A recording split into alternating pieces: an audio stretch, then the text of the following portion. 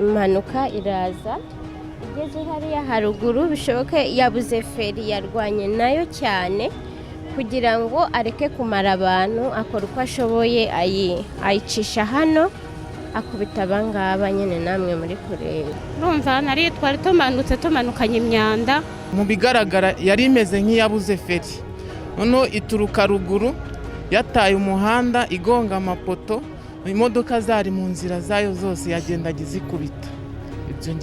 Birababaje kandi biteye agahinda.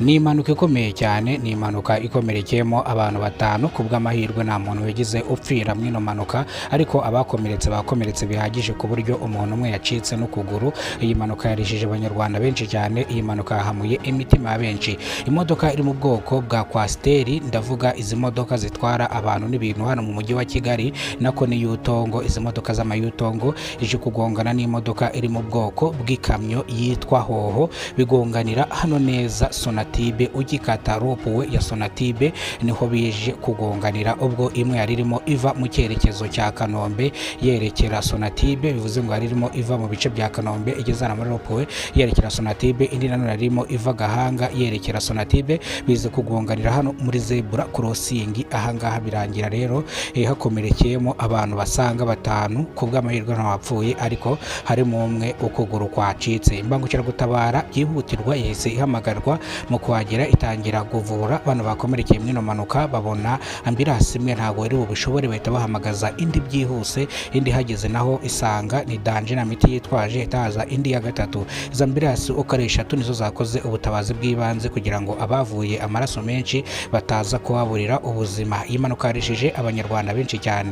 Umushoferi rutwaye iki kimodoka kinini cyane kiri mu bwoko bwa Hoho niwe nyirabayazana koko yabuze feri, birangira agonze iyi modoka ya Yutongo itwara abantu n'ibintu hano mu mujyi wa Kigali. Abagenzi bari mwino Yutongo, iyi modoka itwara ibintu n'abantu hano mu mujyi wa Kigali mu buryo bwa rusange. Abagenzi bari bayirimo, ubo bamwe bagize ubwoba ubwo baganiraga n'itangazamakuru, bavuga ko bagiye kubona akabona iki kimodoka cya Hoho kirabagonze, ndetse shoferi yabashije kurwana n'imodoka arayihagarika kubw'amahirwe.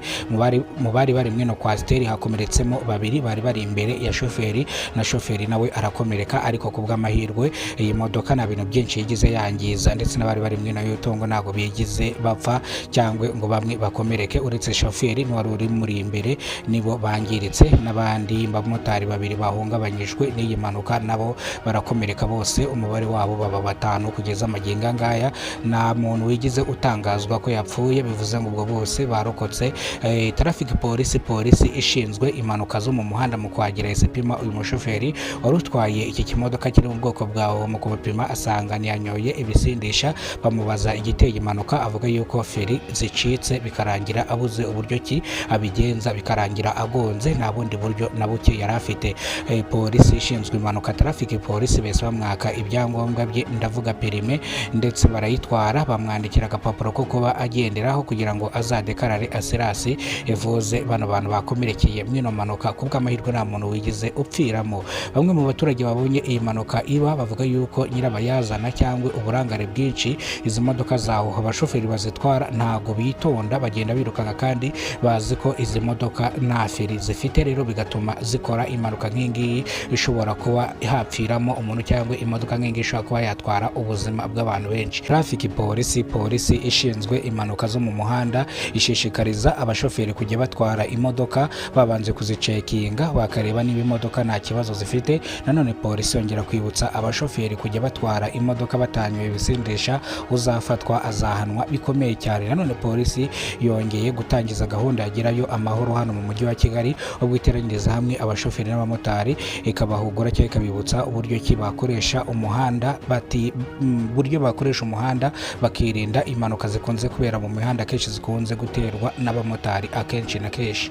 Nguko rero amakuru yacu tuyasubikira hano. Amakuru nakagaruka n'imbere bwo bwa mbere ugeze kubona umuyoboro wa Kidasamura TV Rwanda, ibuka gukora subscribe, ufungura inzogera uzajye umenya byinshi dukora umunsi ku munsi. Turabakunda cyane.